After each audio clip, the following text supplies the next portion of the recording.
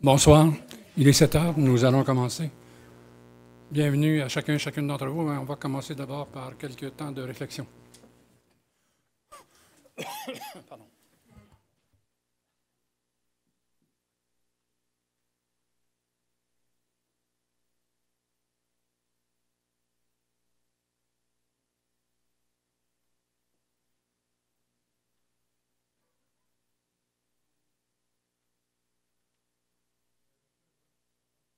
Vous avez reçu un projet d'ordre du jour.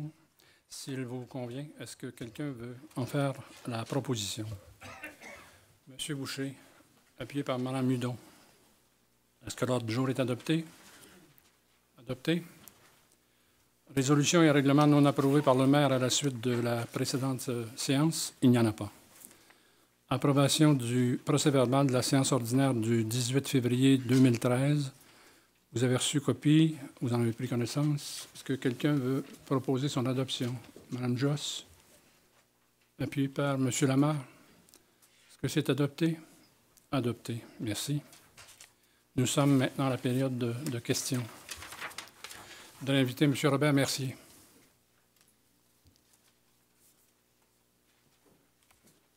Bonsoir, M. le maire. Bonsoir. On va peut-être monter ça un petit peu.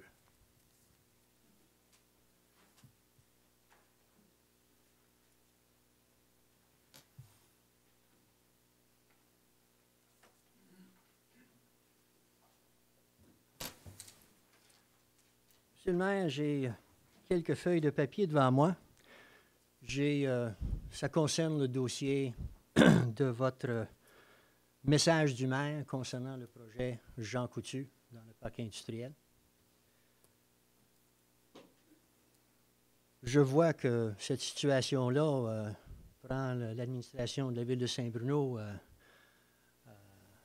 réfléchir d'une façon importante et même à envoyer un message du maire commentant ce projet-là et expliquant aux citoyens de Saint-Bruno la position du maire et je présume, du conseil concernant ce dossier. C'est une missive de 2 pages. Je vais, à la fin de mon intervention, vous poser juste une question assez facile et très précise. Vous allez peut-être pouvoir me répondre. Mais avant de poser ma question, je veux peut-être faire juste une petite mise en situation. Le message du maire, de mon point de vue, c'est un message de désinformation. Vous citez beaucoup de choses. J'aimerais avoir plus de preuves de ce que vous avancez. J'ai un autre document que je vais vous montrer. C'est vous-même qui m'avez appris ce truc-là lors de la dernière assemblée. Vous avez montré aux citoyens de Saint-Bruno une esquisse de la nouvelle pizzeria de Saint-Bruno. Vous aviez une belle photo couleur qui montrait exactement un très beau projet. Ça fait que je vais commenter un peu, votre message du maire. Le premier point que j'aimerais soulever, c'est que... Je suis désolé, hein, oui. Mais ça n'est pas le lieu pour discourir. Non, ça sera pas long. Je vous demande d'arriver rapidement à votre question, s'il vous plaît. On va y arriver rapidement. Bon, OK, on va y aller rapidement. Le premier point, M. le maire, c'est que vous prétendez que le 70 millions, c'est un chiffre qui est pris en l'air, que ça ne se réalisera pas, puis ça ne sera pas la valeur. Vous dites qu'il y a un siège social et qu'il y a une bâtisse de tôle rattachée à ça. Monsieur le maire, la bâtisse de tôle que j'ai dans la main ici, elle est située au 5799 route de l'aéroport. C'est la bâtisse de Akzo Nobel, division SICO. C'est un projet que la ville de Saint-Bruno a refusé il y a 3 ans. La compagnie n'a pas eu le choix. Ils sont installés à Saint-Hubert. Les camions de SICO prennent le produit à l'usine de la rue Métropole à Longueuil et la livre au centre de distribution, juste à vos portes, et passe par la sortie Clairvue de la 30. Cette bâtisse de tôle-là, Monsieur le maire, elle a été conçue par une société qui est avant-gardiste, qui n'a pas peur de dépenser des sous. Elle a une toiture membrane TPO qui réfléchit les rayons du soleil l'été et garde l'entrepôt assez frais. Et à la petite tôle que vous prétendez, on a rajouté un système de 9 panneaux solaires qui réchauffe et préchauffe l'air pendant la grande saison froide pour réduire de beaucoup les coûts de cette bâtisse-là pour la chauffer. C'est un projet, M. le maire, qui, au rôle d'évaluation de la ville de Saint-Hubert, coûte 14 millions de dollars et rapporte 461 000 $ de taxes l'année passée. Ça fait 3 ans qu'il paye ça. Fait que c'est une bâtisse de tôle, M. le maire.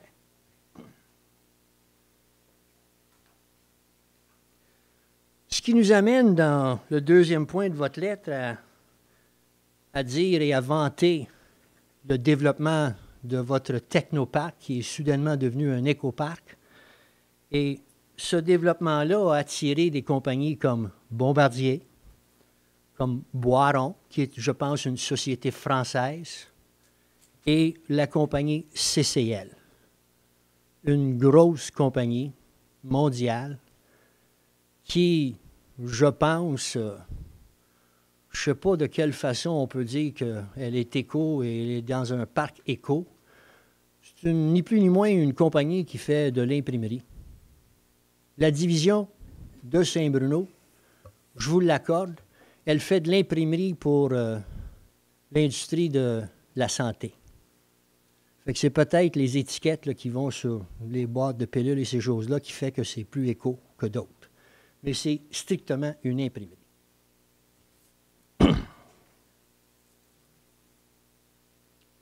Ce qui m'amène à le prochain point de votre lettre. Vous êtes très fiers d'annoncer aux citoyens de Saint-Bruno que vous avez retenu les services d'une société française, Groupe Patriarche. Effectivement, le Groupe Patriarche a un bureau de représentation dans le vieux Montréal, à la place Saint-Gabriel. Elle partage ces bureaux-là avec une autre société, puis elle a juste un téléphone.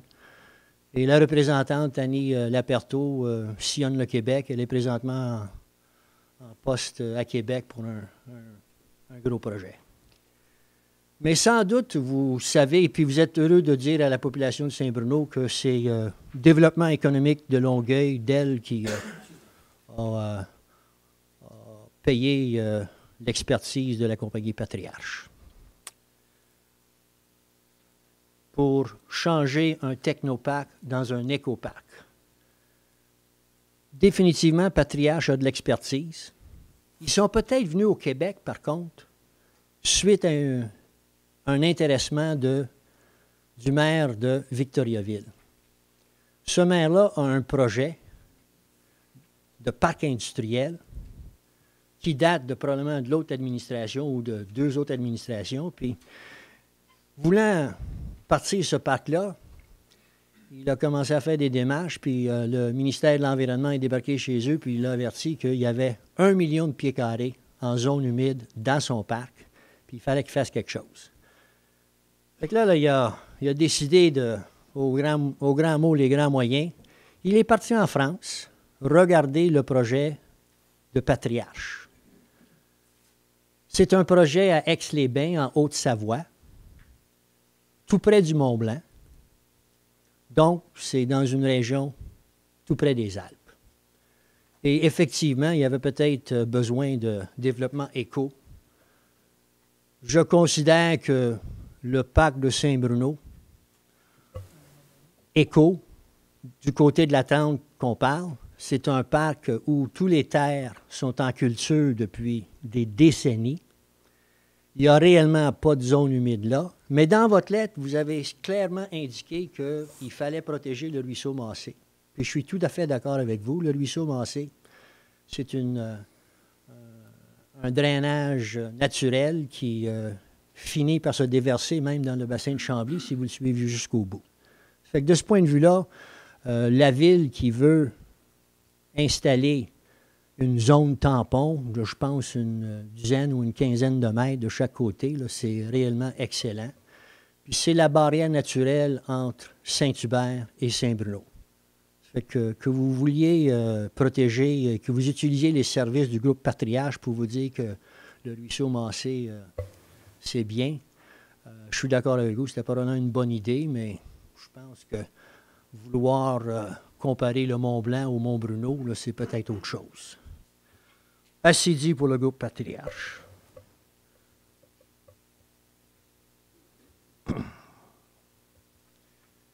Les trois compagnies que j'ai mentionnées, Bombardier, CCL et Boiron, sont maintenant dans votre parc Éco. Et vous refusez la venue de la compagnie Groupe Jean Coutu. Savez-vous, monsieur le maire, que le groupe Jean Coutu opère un gymnase corporatif, même avec piscine, à son complexe à Longueuil présentement? Savez-vous, monsieur le maire, que le groupe Jean Coutu a une CPE, une centre de la petite enfance, intégrée à son complexe de Longueuil, qui donne des services pas mal avancés à leurs employés? Je pense que la compagnie Jean Coutu est pas mal à l'avant-garde de ces choses-là, et ça fait 15 ans qu'on opère le gymnase et le centre de la petite enfance. Fait que c'est pas d'hier. Le groupe Jean Coutu amène beaucoup de bonnes choses dans ses projets. Et elle a une façon de faire qui est réellement très avant-gardiste, que peu de compagnies aujourd'hui font. Mais c'est la façon de faire de groupe Jean Coutu. Vous finissez dans votre deuxième page, monsieur le maire. En... Je souhaiterais, là, monsieur, j'ai été très patient. Oui. Ça fait longtemps que vous parlez. Je voudrais que vous en arriviez à votre question, s'il vous plaît. OK, bien, il faut absolument... C'est un préambule qui a été très long. Il y a un tas de choses là-dedans que je connais très bien. Ah, OK. Et je ne vois pas là où vous voulez en venir. Et je vous inviterai à poser votre question, s'il vous plaît. Bon. Vous parlez de 200 millions d'investissements dans le futur écoparc. Jean Coutu va en amener 70 millions en partant, day one, tout de suite. Puis votre argument massue pour les citoyens de Saint-Bruno, monsieur le maire, c'est que vous prétendez que vous pouvez refuser la venue de groupe Jean Coutu parce que ça va générer 200 camions par jour. Ma question, monsieur le maire, elle est très précise. Elle est très simple, elle est très courte. Sur quelle étude, sur quelle base avez-vous décidé que le groupe Jean Coutu allait générer 200 camions par jour? Merci, M. le maire. Ah, merci beaucoup. Je vais revenir très rapidement sur votre introduction. La valeur de 70 millions que j'ai mis en doute, je n'ai pas affirmé de quel ordre elle serait. J'ai dit que nous doutions qu'elle soit de 70 millions. C'est ce que j'ai dit dans mon texte. La deuxième, pour ce qui est de la tôle, jusqu'à un certain point, c'est une image, mais une image qui correspond assez à ce que nous retrouvons dans bon nombre d'endroits où nous avons, dans le fond, des entrepôts. Et qu'il y ait un exemple comme celui que vous m'avez donné tantôt, je n'en doute pas. Mais il y en a d'autres que je pourrais vous donner à pelleter, qui ne sont pas du même ordre et qui sont correspondants à ce que je définissais comme... Transit SB dans votre... Permettez, je vous ai laissé poser votre question. Laissez-moi répondre, s'il vous plaît. La troisième chose, pour ce qui est de l'écoparc, soudainement, c'est pas soudainement, nous avons mis X années à réfléchir sur la définition d'un écoparc. Nous avons... Permettez que je réponde. Nous avons fait procéder à des études. Et effectivement, il nous a été recommandé de procéder de telle façon. Pour ce qui est de Patriarche, effectivement, c'est une firme française, je n'ai jamais voulu nier ça, quels est ses bureaux plutôt en Europe qu'ici, je le sais. Qu'il soit à l'étape de l'implantation, ils nous l'ont dit dès le départ, et nous le savions, mais il y avait une expertise là, et sur le conseil de Dell, nous avons effectivement décidé de recourir à leur service. Pour ce qui est de Victoriaville, nous connaissions aussi ce qu'ils avaient pu faire là, et ce pourquoi ils avaient été invités. Quant à la protection du ruisseau Massé, effectivement, c'est une des choses qui nous motive. Non, quel que soit le type de développement qu'il y aura là, nous voulons faire en sorte qu'il y ait protection, mais nous l'avons inclus. Et quand on connaît ce qui a été, ce qui est contenu dans notre projet d'écoparc, effectivement, le ruisseau, ses berges, etc., c'est extrêmement important pour nous. J'ai voulu donner, dans le fond, quand j'ai présenté cela dans ma missive, quelques explications aux citoyens pour qu'ils comprennent. Pour ce qui est de comparer Mont-Bruno au Mont-Blanc, mais franchement, on n'est pas ridicule à ce point. Nous pensons qu'effectivement, il y a une légère différence entre les deux, et jamais nous n'avons voulu prétendre qu'il y avait un rapport entre les deux. Faites-nous au moins cette reconnaissance d'intelligence, c'est-à-dire qu'on sait ce que c'est entre les deux. On a voyagé un peu, on a été voir, nous le savons, que ça n'est pas du même ordre. Quant à savoir si nous savons que Jean Coutu avait à Longueuil des installations du type gymnase, etc. Oui, j'ai déjà entendu parler, et oui, j'ai pu causer d'ailleurs avec les représentants de Jean Coutu parce qu'ils sont les commanditaires principaux, comme vous le savez, des Jeux du Québec pour les jeunes en 2014, et j'ai pu échanger à ce moment-là avec certains représentants de Jean Coutu. Pour ce qui est des 200 millions et du 70 millions d'un coup de la part, je reconnais qu'il y aurait un certain montant d'argent, pas peut-être 70 millions, mais un certain montant d'argent qui sera obtenu tout d'un coup parce qu'il y aurait implantation de Jean Coutu. Mais ce n'est pas ça qui nous intéresse. Ce qui nous intéresse, c'est d'examiner, de prévoir à long terme le développement de cet écoparc. Et c'est pourquoi nous avons opté pour ne pas accueillir Jean Coutu.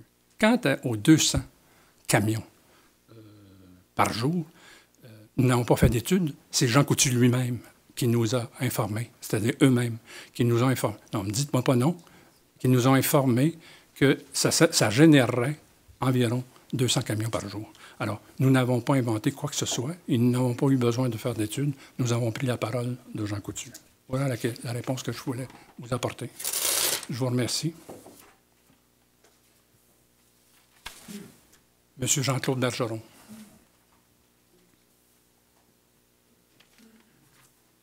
Permettez, j'ai pu lire, votre littérature, j'ai pu lire votre document, qui était un appui que vous êtes malheureux de m'appuyer là-dessus, mais au moins vous avez appuyé ce projet. Malheureux, monsieur. Non, mais c'est ce que vous dites dans votre... C'est ce que vous... Non, mais c'est... J'ai jamais peur de mes convictions. Pour une fois, je suis malheureusement en accord avec M. Benjamin. Alors, c'est ce que vous avez dit, que vous étiez malheureux. Ah, okay. Mais ce que je voulais vous dire, tout simplement, je suis heureux de voir que... Moi, je ne suis pas malheureux, mais je suis heureux de voir que vous êtes en accord avec nous là-dessus. Quand c'est logique et puis ça a du bon sens, j'ai toujours été en accord. Merci. Je voudrais revenir au comité de concertation que vous avez prévu au Sud 116. J'ai une série de questions. Je vais essayer d'y aller en rafale. Et voici. Est-ce que les procès-verbaux de cette... est-ce que les procès-verbaux du comité qui a été formé, est-ce que les procès-verbaux vont être publics? Vous pourrez me répondre tout de suite, si vous voulez. Envoyez-les, c'est toutes sortes de petites questions. Non, allez-y. Oui, poursuivre. Deuxièmement, est-ce que les membres vont être obligés d'avoir des ententes de confidentialité? Et troisièmement, est-ce que les... j'ai à peu près 7-8 questions, si vous voulez.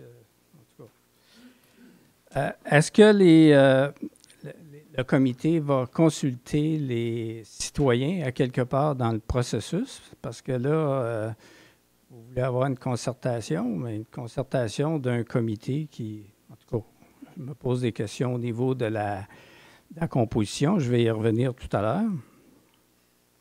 Et il est fait mention également qu'il y a des travaux préparatoires avant que le comité parte.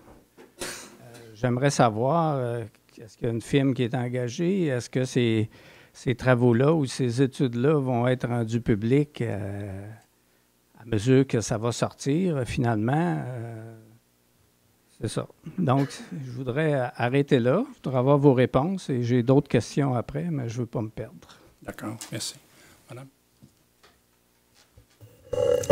Alors, M. Bergeron, sur le comité de concertation, comme vous avez pu le lire dans les journaux, a été formé sous l'égide du Conseil régional de l'environnement de la Montérégie. Alors, pour... Je vous arrête, là, je vais y revenir pour ça. J'ai d'autres questions. Oui. Je voudrais juste s'en tenir aux 4 que j'ai posées, s'il vous plaît. Alors, donc, pour sur la question des ententes de confidentialité, oui, c'est prévu qu'on demande aux gens de signer des ententes de confidentialité, et ça pour la raison qui s'est vu sur d'autres comités, pour que les gens soient à l'aise de présenter leurs opinions, de donner leurs opinions sur le comité, sans craindre que ça soit reflété de n'importe quelle façon à l'extérieur. Alors ça, oui, il y a le Conseil régional de l'environnement de la Montérégie, qui a déjà piloté d'autres dossiers dans des circonstances similaires à d'autres endroits, a souligné que c'était assez important pour que les gens soient vraiment confortables autour de la table. C'est un comité qui a été formé avec des représentants de plusieurs personnes. Alors, est-ce que les procès-verbaux vont être diffusés? Oui, il pourra y avoir des comptes rendus qui seront diffusés suite aux discussions de la table. Il y aura des informations qui pourront être données. C'est le Conseil régional de l'environnement de la Montérégie qui va répondre de ces questions. Selon ce qui aura été discuté à la table et selon ce que la table de concertation aura décidé de donner comme renseignement à chaque stade des discussions. Un instant, vous ne me répondez pas, là. Je vous avais demandé s'il y aurait des procès-verbaux. Je vous dis dans quelles conditions les renseignements seront donnés. Je vous ai répondu sur l'entente de confidentialité. Oui, il y aura des ententes de confidentialité qui vont être signées pour permettre aux gens de pouvoir discuter tout à fait librement autour de la table. Est-ce qu'il y aura des consultations avec les citoyens? Il est prévu qu'il y a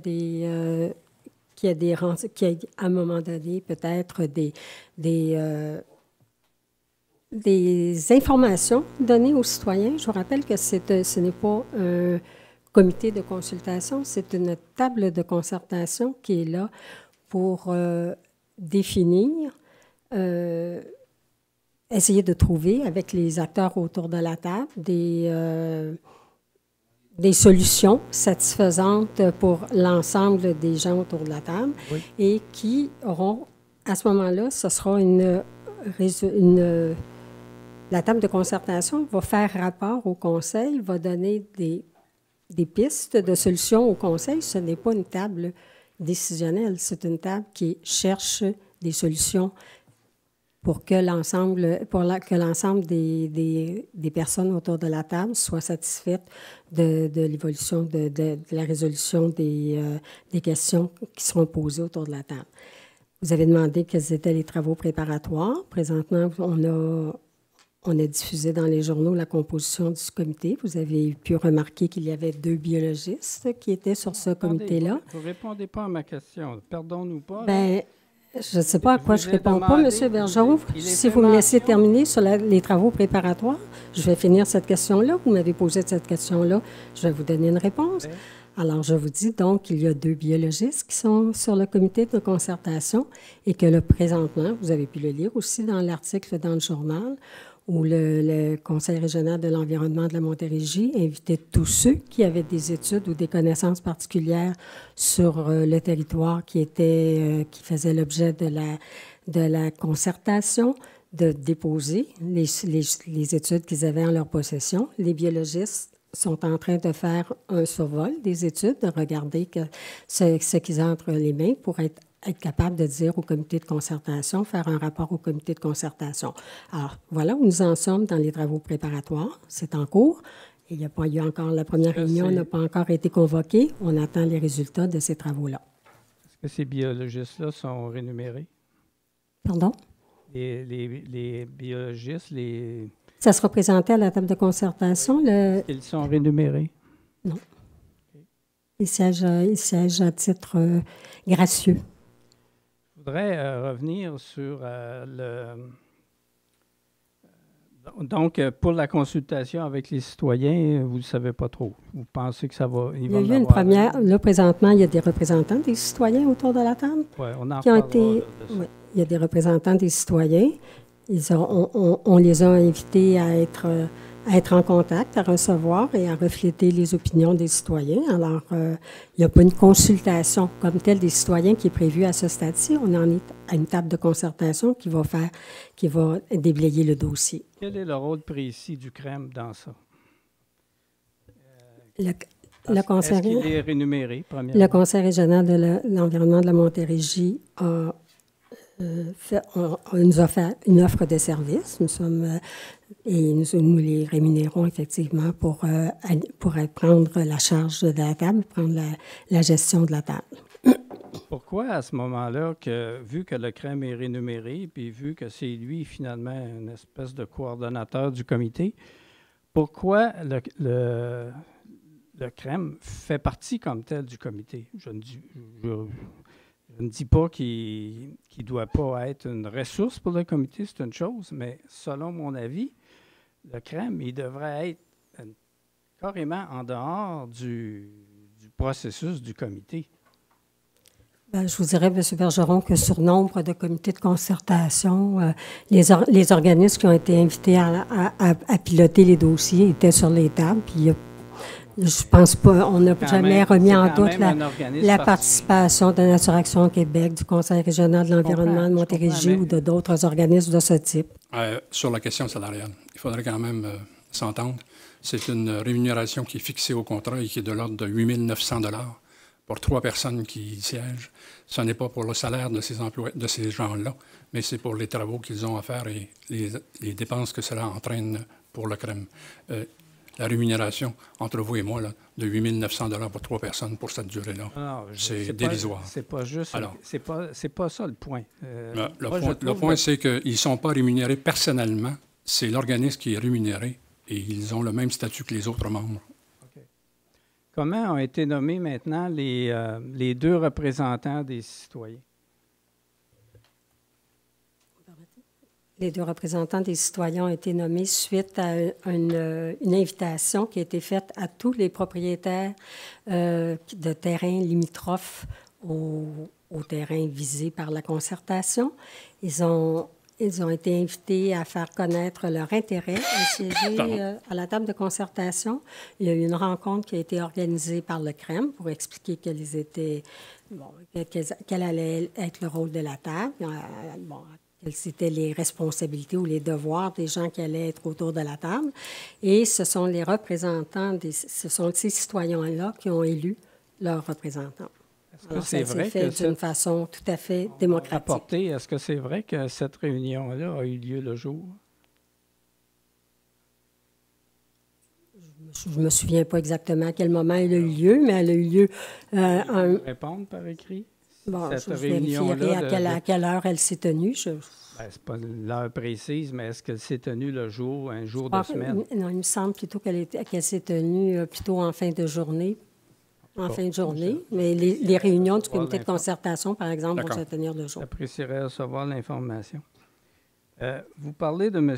Steve Terrien, qui est biologiste. Est-ce qu'il a déjà fait des travaux pour Saint-Bruno ici?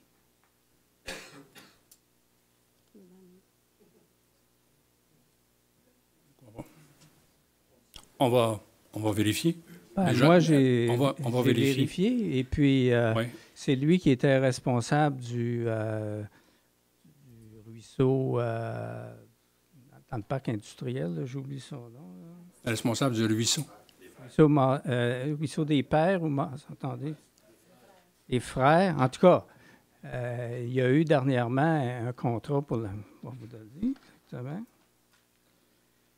Il travaille pour Biome Environnement, Steve Terrien, biologiste, Et dans ses réalisations, Ville de Saint-Bruno, études du milieu naturel et plans d'aménagement faunique dans le cadre du projet de relocalisation de 2,4 km du ruisseau des Frères. Donc, tout ça pour dire que je trouve que M. Terrien est peut-être biologiste et peut-être travaille peut-être gratuitement sur ce comité, mais en tout cas, il a intérêt, lui, éventuellement, à aller chercher d'autres contrats pour la ville de Saint-Bruno. Maintenant, dans les représentants... C'est d'une gratuité, mais ce que vous dites, c'est d'une gratuité, mon cher monsieur. Pas dit que continuez. Je n'ai pas dit que c'était ça qui va se passer. Non, non, mais vous avez laissé entendre que ça se pourrait que ça soit ça. Continuez. Bon. Ça fait déjà 6 questions, là. Monsieur, ça achève? 20 minutes. Non, mais, 20 minutes. Ouais. Non, c'est pas comme ça que ça marche. Et je vous demande d'en arriver à la fin de vos questions, s'il vous plaît. Bon. Sur le comité, vous mettez les propriétaires, 6 propriétaires, dont le principal promoteur de la ville. Vous avez aussi les représentants de la ville qui ont le droit de parole. En tout cas, ce que je trouve, c'est votre comité, il est complètement, il est, je n'aurai pas le mot noyauté, mais en tout cas, il est, le point qu'on peut se dire, débalancé par rapport aux objectifs qu'il y a sur le comité. Et ma dernière question, c'est, il est dit ici que faut en arriver avec l'acceptabilité sociale. C'est bien beau, l'acceptabilité sociale, mais pour ça, il faut parler au monde. Et chaque personne sur ce comité-là n'a pas le droit de parler au monde. Quand on a eu, je m'étais occupé des avions, le bruit des avions, on a eu un représentant, même affaire, on a eu un représentant qui est venu de notre comité sur le comité du bruit. Puis quand il revenait chez nous, il dit « Je ne peux pas parler, j'ai fait une entente de confidentialité. » C'est où la logique de ça? Il faut que les gens qui sont là, il faut qu'ils aient l'opportunité de, quand quelqu'un les rencontre n'importe où, au dépanneur, l'épicerie, puis comment ça va ton comité? Ah, je ne peux pas parler. Je trouve que c'est le moindrement qu'on puisse dire, c'est débalancé. Merci. Merci. C'est pas une question. Rectifier quand même? Oui. Parce qu'il n'y avait pas eu d'entente de confidentialité signée comme telle au niveau du bruit. Et puis, M. Gauthier a toujours conversé avec le regroupement. Il revenait avec les positions du regroupement. Alors, je pense qu'il faut quand même donner l'information correctement. Ça va. Désolé, j'étais sur le comité. Oui. Et très souvent, monsieur, je ne me rappelle plus son nom, nous disait tout à Gauthier, M. Gauthier nous disait, bien, je ne peux pas tout dire. Et, bon. Et nous, on lui disait ce qu'on pensait, effectivement. Merci. Madame Marie-Lou Allary, s'il vous plaît.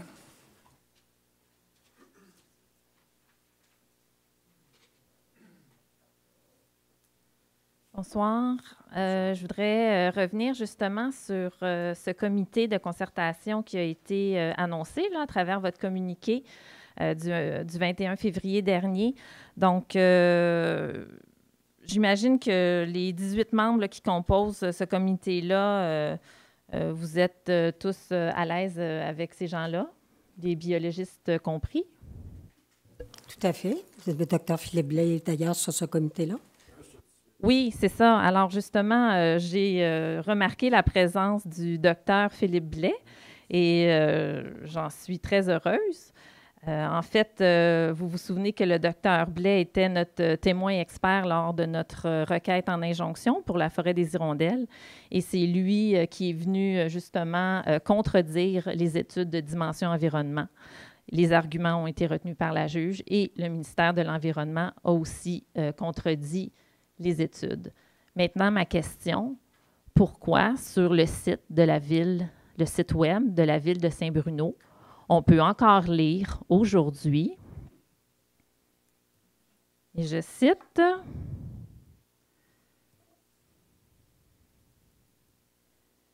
D'ailleurs, les études de cette entreprise n'ont jamais été contredites. »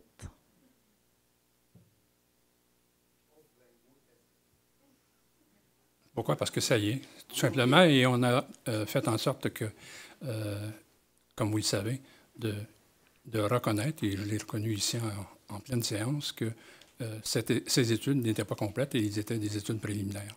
C'est toujours ça que j'ai dit. D'accord. Alors, comment se fait-il qu'on retrouve un document comme celui-là sur le site de la Ville qui est supposé expliquer le pourquoi du développement dans la forêt des Hirondelles? C'est de la complète désinformation, ça aussi, encore une fois. Je ne pense pas que ça soit de la complète désinformation. On a toujours dit que c'était une étude qui caractérisait, point, et qui était une étude préliminaire. C'est pas ce qui est dit sur le site là, de la Ville. On dit que les études n'ont jamais été contredites. Elles ont été contredites par Dr Blais, qui est maintenant sur votre nouveau comité. Alors, est-ce que ça serait possible d'informer les Montarvillois que ces études-là, non seulement ont été contredites, mais qu'elles sont incomplètes? Est-ce que c'est possible de mettre ce document-là à jour? Sûrement. Est-ce que vous allez le faire? Sûrement. Bientôt? Je vois quoi, là? En fait, je vous dis que ça va être fait. Et que ça va être fait dans les meilleurs délais. C'est parce que ça fait déjà 1 an que ça a été contredit. Ça va être fait dans les meilleurs délais.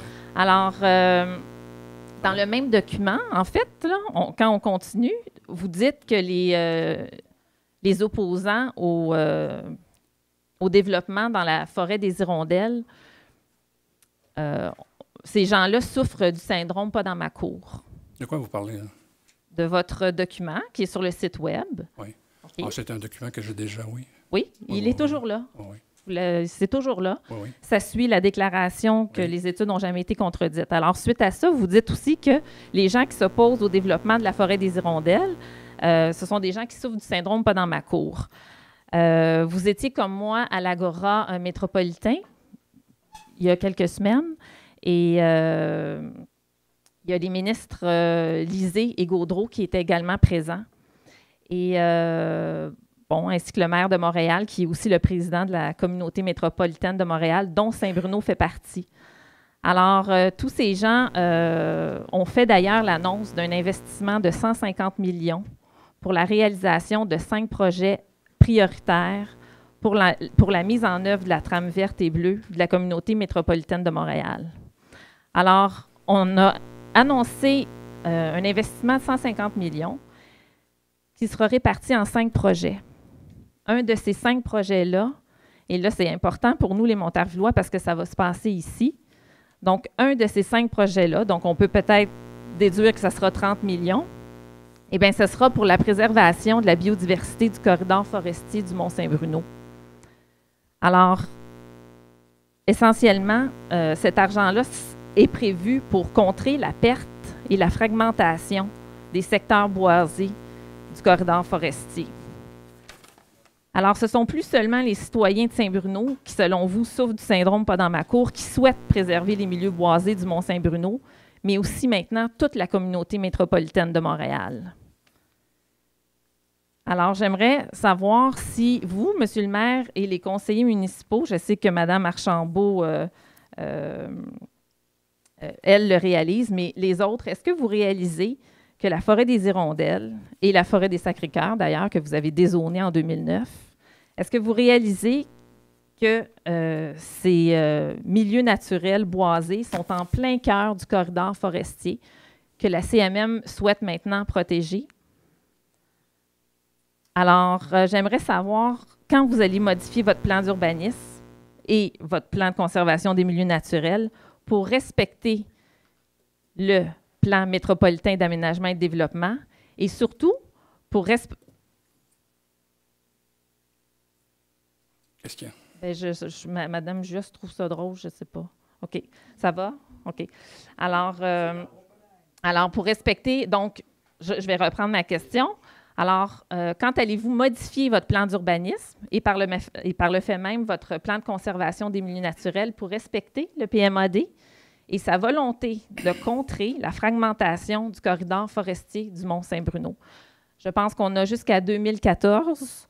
Ça a été signé par la Ville de Saint-Bruno en 2012. Il reste 1 année.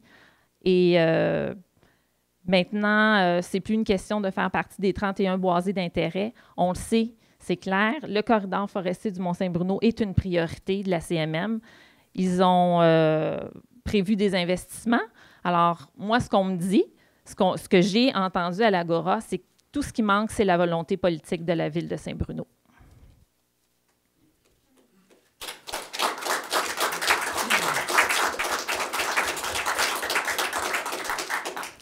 Alors, comme vous le savez peut-être, j'ai participé à la première journée de l'Agora. Je n'ai pas participé à la seconde journée. Je ne suis pas en mesure de savoir exactement tout ce qui a été affirmé pendant toute la durée. Ce que je sais, c'est que la première journée, il n'y a personne qui a affirmé que Saint-Bruno, à part certaines personnes que je connais bien, mais pour ce qui est du reste de la communauté métropolitaine, personne n'a affirmé effectivement que Saint-Bruno se comportait comme vous le dites. Deuxièmement, pour ce qui est effectivement, dans le cadre du PMAD et dans le cadre des argents qui ont été consentis par le gouvernement du Québec, les 150 millions dont vous parlez, effectivement, nous avons entrepris des démarches auprès du gouvernement, et ce, de façon conjointe avec les autorités de la communauté métropolitaine pour tenter notamment d'assurer la préservation derrière le Boisé-Sacré-Cœur. Et nous souhaitons que les réponses viennent de façon positive de la part du ministre des Affaires municipales et du transport. Oui, mais vous savez que le territoire qui est menacé en ce moment, c'est celui de la forêt des Hirondelles. Alors, j'aimerais vous entendre là-dessus aussi. Je me suis déjà évertué à répondre à toutes les questions qui ont été posées sur le boisé des Hirondelles.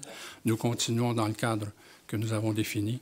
Pour ce qui est des terres assises derrière Sacré-Cœur, nous allons entreprendre un certain nombre de démarches que j'avais dites et elles sont déjà entreprises et nous verrons ce qu'elles donnent. Mais vous avez déjà dit pour la forêt des Sacré-Cœurs que jamais vous permettiez un développement. Alors, ce n'est pas un souci pour la CMM d'investir dans ces terres-là. Le souci en ce moment... C'est ce qu'on verra. Bien, en ce moment, le souci, c'est la forêt des Hirondelles. Moi, alors, je vous dirais que... La volonté politique, c'est là qu'elle doit être. Je dirais qu'au niveau de la communauté métropolitaine, il y a autant un souci que le nôtre. Oui, puis oui, c'est vrai que c'est malheureux que vous ayez manqué la deuxième journée parce que Saint-Bruno était à l'ordre du jour lors de la deuxième journée. La trame verte et bleue, le corridor forestier du Mont-Saint-Bruno était à l'ordre du jour. Je pense que vous avez d'ailleurs reçu cet ordre du jour et c'était la deuxième journée. Alors, mais les citoyens de Saint-Bruno étaient là. Merci, madame.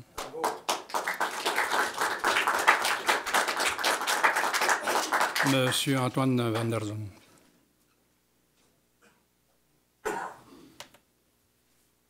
Monsieur le maire, les conseillers. Bonsoir. J'ai juste quelques précisions à vous demander sur votre message du maire pour bien assurer notre avenir. Vous avez dit à mon confrère que c'est Jean Coutu qui vous a informé sur le nombre de véhicules. Mais par contre, vous dites tout d'abord, précisons qu'il n'est pas acquis qu'il s'agisse d'un projet de 70 millions. Alors, quand Jean Coutu vous dit que ça va être un projet de 70 millions, ça, c'est pas acquis, mais quand on dit que ça va être 200 véhicules, ça, c'est acquis. Je trouve que on met les mots comme on le veut. Je m'excuse, je vais répondre à cette première question. D'accord. Pour ce qui est du 70 millions, à nos services, nous n'avons pas de chiffre exact. Que Jean Coutu vous ait parlé à vous, alors qu'il y avait une entente pour acquérir certaines terres, ça, peut-être. Mais pour ce qui est du 70 millions, personne n'a pris d'engagement devant nous qu'il y aurait un engagement de 70 millions. Je tenais à préciser ça. Ça peut être moins et ça peut être plus que 70 millions. Et quand vous dites, nous envisageons... Mais je pense que ça a pris le bord des journaux très rapidement, de 70 millions, alors qu'il n'y avait rien d'affirmé en ce sens de la part de Jean Coutu auprès de la ville de Saint-Bruno-de-Montarville. Je tiens à le dire. Poursuivez. Alors, nous envisageons l'installation de près de 30 entreprises dans notre écoparc. Juste une précision, cet écoparc-là, quelles en sont les limites? Parce que si je regarde les entreprises Boiron et Bombardier et CCL, oui. Si je prends la superficie totale qu'ils emploient, c'est à peu près on aurait de la place pour mettre 7 entreprises de cette envergure-là sur le terrain que Jean Coutu propose d'utiliser. Alors, je ne vois pas comment on pourrait avoir 30 entreprises, à moins que l'écoparc soit beaucoup plus grand que ça. Et à ce moment-là... Oui, l'écoparc est plus grand que ça. Et dans l'écoparc, ce qui est prévu, c'est environ 27, 28. D'accord. Près de 30. Alors, ces 20 à 30, ces 30 entreprises-là amèneraient des investissements de 200 millions. Alors, si on fait le ratio de la partie que Jean Coutu prendrait, qui est l'équivalent d'à peu près 7 entreprises, et Boiron, son évaluation municipale est de près de juste au-dessus de 4 millions de dollars et CCL de 3 millions.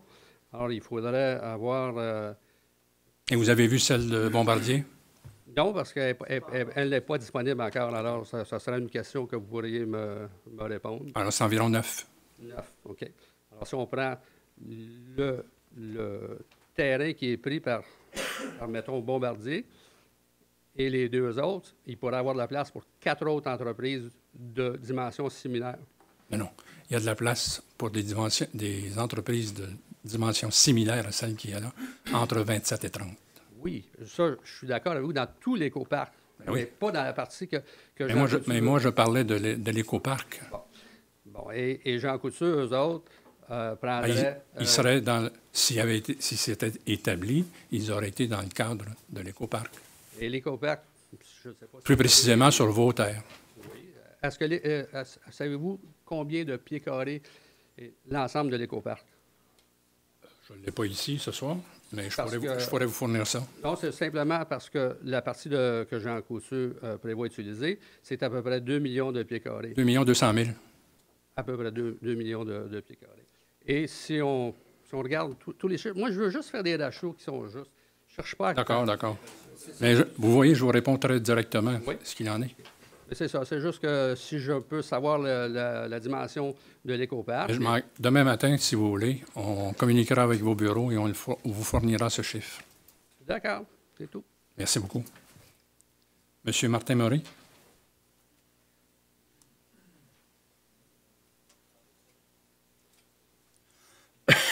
Pardon. Monsieur le maire. Monsieur. Bon, d'entrée de jeu, une petite observation, c'est-à-dire que je vois que l'ordre du jour pour la séance du conseil municipal de ce soir n'a été disponible que ce matin sur le site web de la ville. Est-ce que c'est une politique habituelle? Non, ce n'est pas une politique habituelle et je m'excuse si ça a été le cas. Parce que j'ai regardé toute la fin de semaine, il n'y avait pas de... Habituellement, ça l'est dès le vendredi. OK. En tout cas, peut-être la prochaine fois. La prochaine fois, s'assurer qu'on l'obtienne au moins le vendredi. Mais c'est toujours le cas habituellement. Oui, en tout cas, je pense. Les 2 derniers mois, ça n'a pas été le cas. Je pense qu'en février aussi, il y a ce problème. Je pense de pas. mémoire, ou en janvier, en tout cas. Je vais vérifier, en tout cas. C'est possible. C'est pas très grave, mais pour...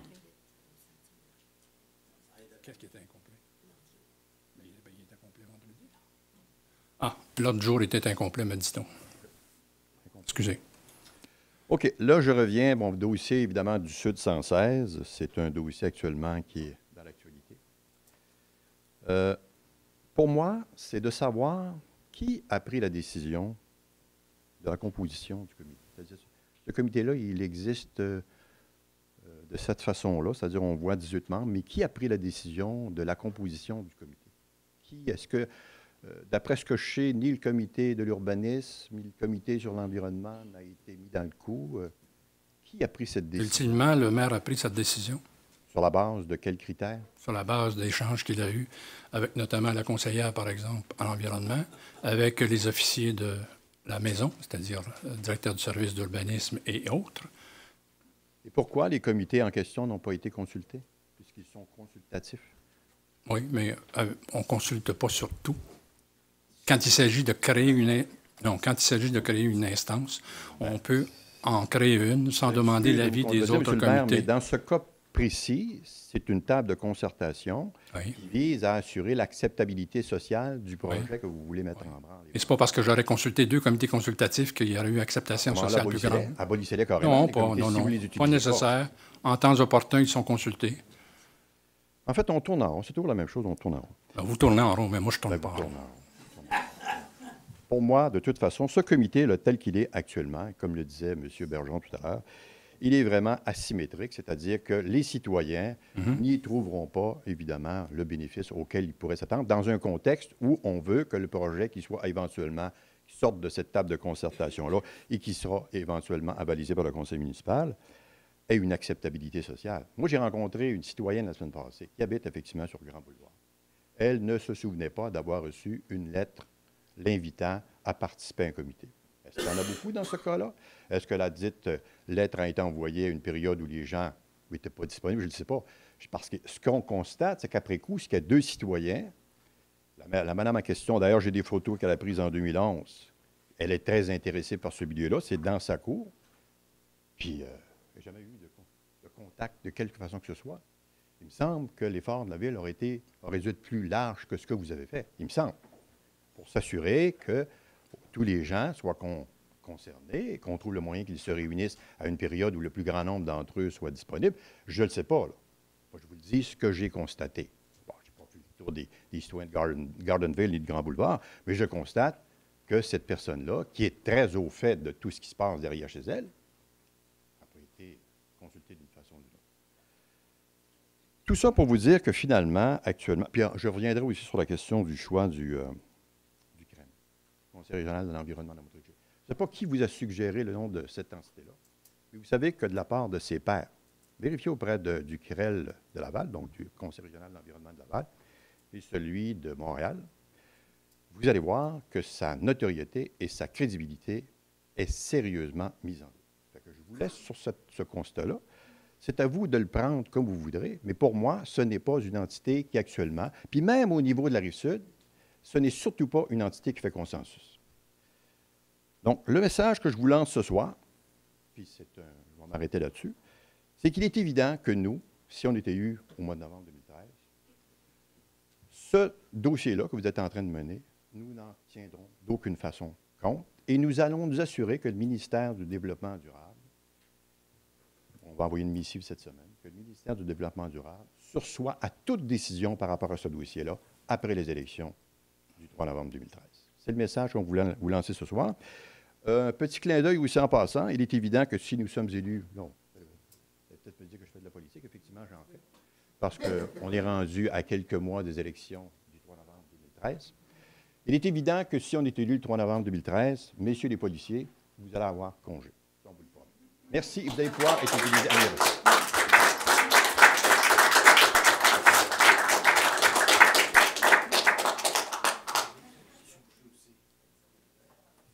Alors, il faut d'abord commencer par être élu, et après ça, on prend des décisions comme celle-là. Je vous ai toujours dit de prendre votre temps pour prendre des décisions, et vous devriez réfléchir encore davantage, et vous verrez les décisions que vous aurez à prendre si jamais vous étiez élu. Mais, non, vous pouvez vous asseoir. J'ai écouté tous vos commentaires. Asseyez-vous donc, s'il vous plaît. Je suis en train de vous répondre. Je suis en train de vous répondre. C'est ça. Alors, deuxièmement, que vous envoyez des missives au ministère, c'est votre affaire. Ça vous appartient. Je respecte ça. Mais nous n'en sommes vraiment pas là. Nous en sommes à faire l'étude sur les milieux humides et à tenter d'établir une certaine concertation, et on verra ce que ça donne. Et attendez, il faut attendre les résultats de l'étude avant de les dénoncer ultimement. On verra bien ce que ça donnera, s'il vous plaît. D'accord? Monsieur Carl Thériault, s'il vous plaît.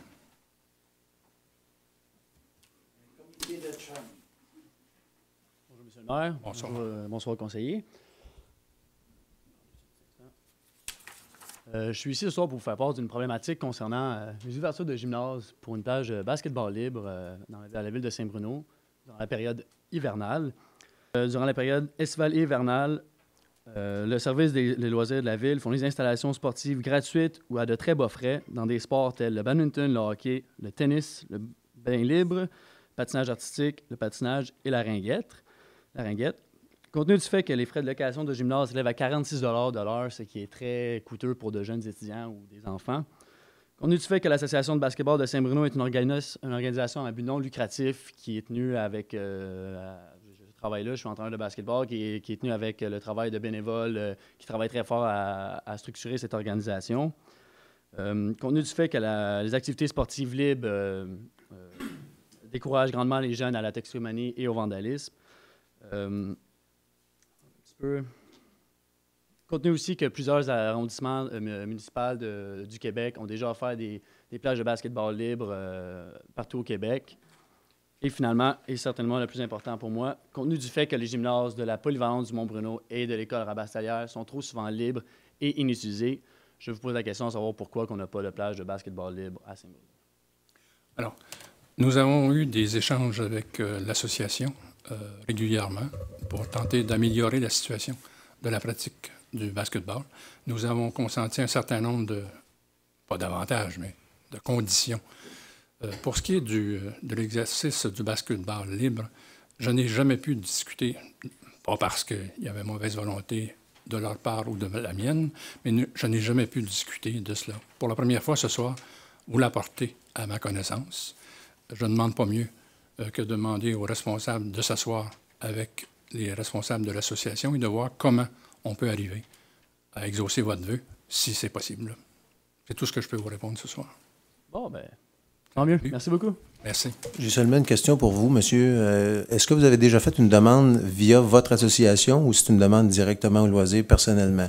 Ben, en fait, si c'est via mon association, ça serait donc pour les joueurs qui sont inscrits. On a déjà certaines pratiques, même si on n'a pas d'autres plages libres si les jeunes veulent aller jouer. Mais en fait, mon souci, c'est plus sur les citoyens qui ne sont pas membres des coureurs de Saint-Bruno, qui voudraient aller jouer durant l'hiver. Il n'y a absolument aucune façon pour eux de le faire, à part venir durant nos heures de gym. Mais nous, on a des pratiques structurées, on ne peut pas permettre aux gens de venir.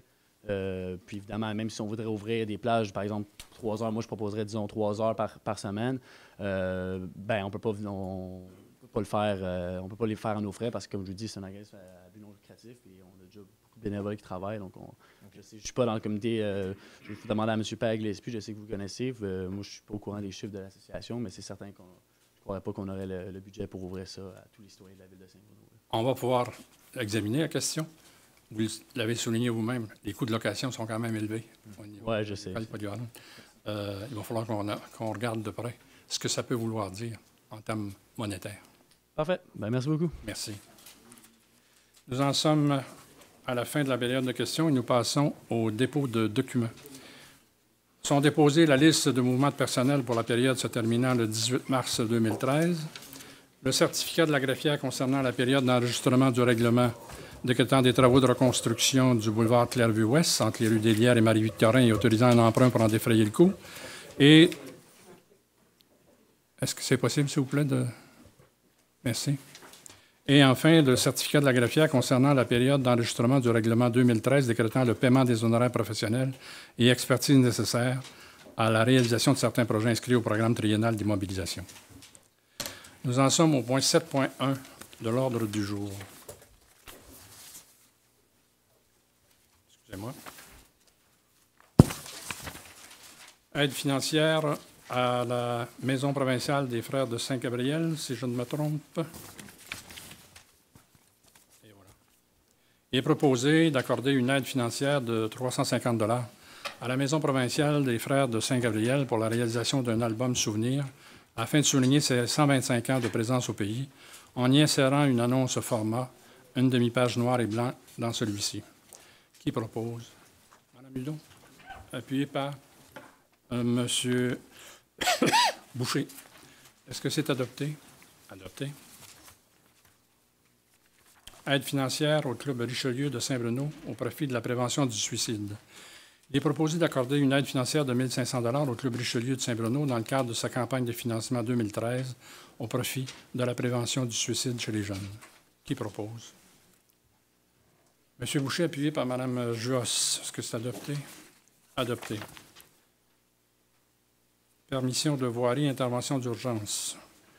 Il est proposé d'accepter les conditions reliées à la permission de voirie dont le numéro est mentionné, émise par le ministère des Transports du Québec à la ville de Saint-Bruno-de-Montarville pour la période s'étendant du 1er avril 2013 au 31 mars 2014, autorisant celle-ci à effectuer des interventions d'urgence sur les réseaux d'aqueducs et d'égouts sur les routes du ministère situées sur le territoire de la ville de Saint-Bruno-de-Montarville et d'autoriser la directrice générale, Mme Hélène Amenet, à signer pour et au nom de la municipalité l'engagement à respecter les conditions du ministère des Transports du Québec contenues dans la permission susmentionnée.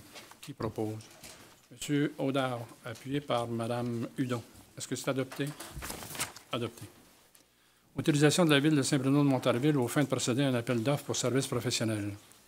Il est proposé d'autoriser la Ville de Saint-Bruno-de-Montarville à agir au nom du regroupement des villes de Boucherville, Saint-Lambert et Saint-Bruno-de-Montarville aux fins de procéder à un appel d'offres public pour l'octroi d'un contrat de service professionnel ayant pour objet le support, l'administration et la gestion des contrats d'assurance collective des employés syndiqués col blanc de ces 3 municipalités. Qui propose? Mme Josse propose, appuyée par M. Audard. Est-ce que c'est adopté?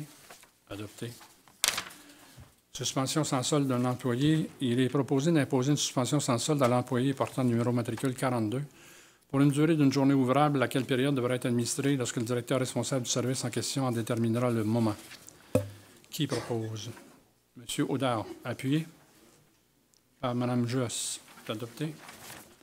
Adopté. Autorisation des dépenses. Il est proposé d'autoriser les dépenses de la liste préparée par la Direction des finances, de la trésorerie et des technologies de l'information au 27 février 2013 de 9 738 047,96 $, incluant les charges salariales de 503 404,54 $ pour les périodes 06 à 09, la liste des chèques émis pour une somme de 8 707 404,21 $, ainsi que la liste des paiements par débit direct de 527 239,21 $. Qui propose? M. Boucher, appuyé par M. Audard. Est-ce que c'est adopté? Adopté. Aide financière à l'antenne universitaire du 3e âge de la Montérégie, l'OTAM. Il est proposé d'accorder une aide financière de 439 $ à l'antenne universitaire du 3e âge en Montérégie, Saint-Bruno, afin de défrayer les coûts de location de salles pour la tenue d'une conférence au Centre Marcel Dulude le 9 avril 2013. Qui propose? M. Boucher, appuyé par Mme Josse. Adopté? Adopté.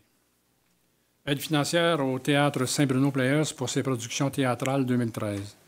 Il est proposé d'accorder une aide financière de 1 500 $ au Théâtre Saint-Bruno Players pour l'ensemble de ses productions théâtrales 2013. Qui propose? M. Boucher, appuyé par M. Lamarre. Est-ce que c'est adopté? Adopté. Approbation du choix d'une œuvre d'art publique. Il est proposé d'approuver le choix de l'œuvre d'art publique intitulée Avoine de l'artiste Linda Covitt dans le cadre du programme triennal d'immobilisation, ainsi que le soutien technique de la direction du génie relatif à son installation et à son aménagement paysager. Qui propose? Pardon, qui propose? M. Boucher, appuyé par Mme Hudon. Est-ce que c'est adopté? Madame? Oui, en fait, en prenant connaissance de l'œuvre d'art public qui s'apprête à être installée en fait en septembre prochain aux entrées de la ville, plus spécifiquement sur le boulevard Clairvue, c'est ça. Je me suis posé la question suivante, à savoir, est-ce que les gens sont au courant qu'effectivement une œuvre d'art va s'installer? Je sais que les dernières œuvres d'art avaient suscité beaucoup de réactions, des gens aiment, des gens n'aiment pas, mais bon, tout le monde a droit à son opinion. Je trouve que le plan d'action culturelle est une initiative très intéressante. Elle découle, dans le fond, du travail du comité culturel du conseil. Mais c'est quelque chose qui est très peu connu à Saint-Bruno. Je pense que la réponse, c'est que les gens sont pas toujours au courant, mais ils sont surpris, ou agréablement ou pas, lorsqu'ils voient apparaître l'œuvre d'art publique. Alors, je me posais la question, est-ce qu'on peut faire les choses autrement pour démocratiser un petit peu le processus de sélection? Ce qu'on fait ce soir, dans le fond, c'est d'approuver l'œuvre finale qui va voir le jour en septembre prochain. Moi, à toute fin pratique, j'interviens en bout de processus parce que j'avais reçu aucune esquisse, aucune idée du processus. On n'a jamais tablé ici sur ce conseil-là sur le concours qui allait être lancé. J'ai appris qu'on invitait 3 artistes à déposer des projets. Le budget est de 75 000 $. Je fais un portrait pour que les gens dans la salle puissent comprendre un peu cette décision-là. Et on en choisit une parmi les 3 selon une grille d'analyse à laquelle on n'a pas eu accès au conseil encore. Alors, bien que j'ai une image, j'ai obtenu... C'est à quoi, s'il vous plaît? Accès à quoi? À la grille d'analyse qui a été produite par le comité de sélection. Le comité de sélection qui, d'ailleurs, a été nommé sans qu'on puisse avaliser sa composition ici, au sein du conseil. Alors, le processus nous est complètement étranger et, en bout de ligne, on reçoit pratiquement rien pour, finalement, décider de ce qui va être érigé à l'entrée de notre ville. Après demande, aujourd'hui, j'ai pu mettre la main sur l'image de l'œuvre qui va être installée. Elle est indéniablement intéressante et agréable à voir. Je pourrais peut-être la faire circuler, si vous êtes d'accord, Ah, vous voulez pas? Bon. Mais bon, justement, alors là, c'est un peu le but de mon intervention, d'ailleurs, c'est qu'on veut garder le suspense. C'est peut-être une façon de procéder, mais je pense qu'il y en a d'autres, et c'est le but de mon intervention, c'est de proposer une façon différente. On sait qu'un budget de 75 000 $ peut attirer de nombreux artistes. C'est un gros montant. Je veux dire, c'est plus qu'un salaire annuel pour plusieurs. Dans le fond, d'ouvrir le concours à beaucoup plus de participants pourrait permettre d'accueillir, de recevoir davantage de soumissions. Alors, ça, c'était une idée. Et puis aussi, peut-être, de présenter les œuvres retenues à la population pour que les gens puissent voter, par exemple, ou émettre leurs opinions pour qu'au final, on puisse avoir une œuvre qui fait consensus plutôt qu'une surprise qui, bon, peut être agréable lorsqu'on la vit au départ, mais en bout de ligne, qui peut aussi surprendre désagréablement, on ne sait pas. Alors, pour mettre les gens en contribution, moi, je voulais proposer que pour les prochaines, s'il y en a, ou même pour celle-ci, puisqu'il est encore temps, de soumettre le choix de l'œuvre à la consultation publique.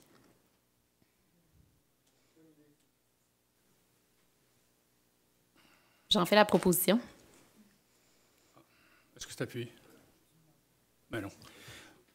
Alors, si vous permettez quand même que je réponde à ça. Comme vous le savez, à chaque année, nous faisons de l'information auprès de la population, d'abord pour informer sur... nous avons déjà informé la population à l'effet qu'il y avait, pour les 4 années de ce mandat, une œuvre qui serait posée sur notre sol à 4 entrées différentes de la ville. Cela est connu.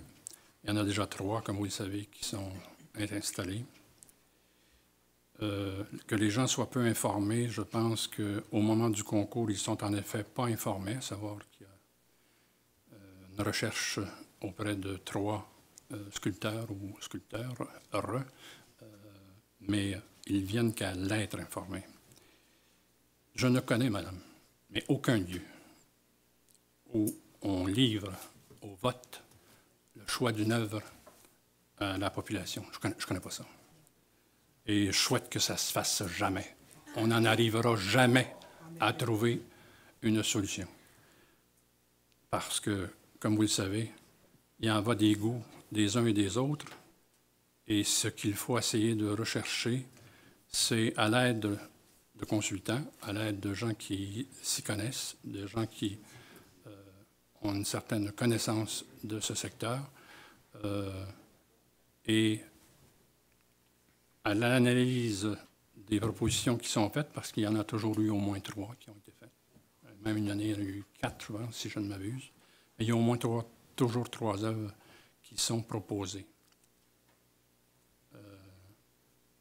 Le comité qui est chargé de cela a été mis sur pied et il est toujours composé de la même façon, c'est-à-dire que c'est une spécialiste des arts qui préside le comité. La directrice du service de la culture siège sur le jury. Il y avait cette année aussi sa remplaçante, parce que, comme vous savez, elle jouit d'un congé sans solde pour l'année, qui y siégeait. Il y avait l'architecte paysagiste chargé de l'aménagement de ce secteur, et je pense qu'il faut prendre tout le temps et faire ça dans les règles, faire en sorte aussi que la personne qui est chargée de concevoir et qui sera sur l'aménagement de cette nouvelle section de la rue Clairvue soit mis dans le coup, compte tenu des travaux qu'il mène et continue de mener encore pour un certain temps pour concevoir un aménagement de cet endroit. Bien sûr, il cherche à mettre en valeur la sculpture qui a été choisie. Il avait pu avoir des échanges avec les 3 candidats pour tenter de cerner encore de plus près les objectifs qu'ils poursuivaient, comment ils s'y prenaient, de poser un certain nombre de questions sur un certain nombre d'aspects techniques qui s'opposent. Alors, il était cette année sur le comité, ce responsable d'aménagement paysager du coin. Il y a aussi de la ville 2 fonctionnaires qui sont responsables notamment des aspects techniques. Par exemple, il est beau de concevoir une sculpture, mais il faut encore voir si elle résistera, si tout a été prévu pour son implantation et sa solidité, pour examiner les mesures de sécurité qui devront être apportées. Par exemple, nous avons posé, je ne dirais pas à une ou à un, mais à quelqu'un qui était candidat cette année, s'il avait prévu que dans l'œuvre qu'il proposait, il pourrait être très facile d'y accéder et de, pardon, c'est mon expression, mais d'y grimper. Et c'est une chose qu'il faut toujours prévoir dans une sculpture publique. Et qui sont là aussi pour voir si physiquement, techniquement, les choses sont possibles à réaliser selon ce qui est présenté par l'artiste en question. Et nous demandons donc toujours à ces deux personnes de siéger au comité. Et leur objectif, eux, c'est de poser toutes les questions sur le plan technique et sécuritaire. Je pense que nous avons donné chance à chacun des candidats de bien exposer son projet. Et j'y siège aussi, je m'excuse. Nous avons donné toutes les chances aux candidats d'exposer leur projet, les conditions dans lesquelles ça se réaliserait, etc. Pour ce qui est des sommes d'argent que nous consentons, je dois dire qu'elles sont dérisoires par rapport à ce qui est requis habituellement dans les concours. Pas dérisoires, mais en tout cas, elles sont très minimes. Et cette année, elle est en croissance par rapport aux trois autres années. Je dois dire que, par exemple, la personne qui vient d'être choisie réalisera une sculpture au montant de 900 quelques mille dollars dans un endroit public de Montréal très bientôt. Et ça ne l'a pas empêché quand même de poser sa candidature pour une somme de 75 000 $ pour un projet. Et j'ai rarement vu un exposé aussi bien fait par quelqu'un qui avait réfléchi à l'histoire de Saint-Bruno, à la place, par exemple, qu'ont tenu les frères Saint-Gabriel, à ce qu'ils ont tenté de faire. Et le titre est Avoine, pour ce qui est de la sculpture. Et vous verrez, quand on rendra public ce que c'est, toute la réflexion sur laquelle elle s'est basée pour proposer le projet qu'elle a soumis. Les deux autres projets étaient fort valables aussi, mais plus faibles, à notre avis, que le premier. Voilà comment nous avons procédé. Pour ce qui est des prochaines années, j'espère que ceux et celles qui dirigeront cette ville continueront cette initiative qui nous avait été suggérée par le Comité sur la culture. Mais on ne peut pas se garantir. Mais pour ce qui est de cette année, déjà, conformément aux conditions qui avaient été faites et qui avaient été acceptées, nous avons soumis à notre choix. Nous l'avons fait connaître sous réserve de la ratification qui a lieu ce soir au Conseil. Je vous remercie.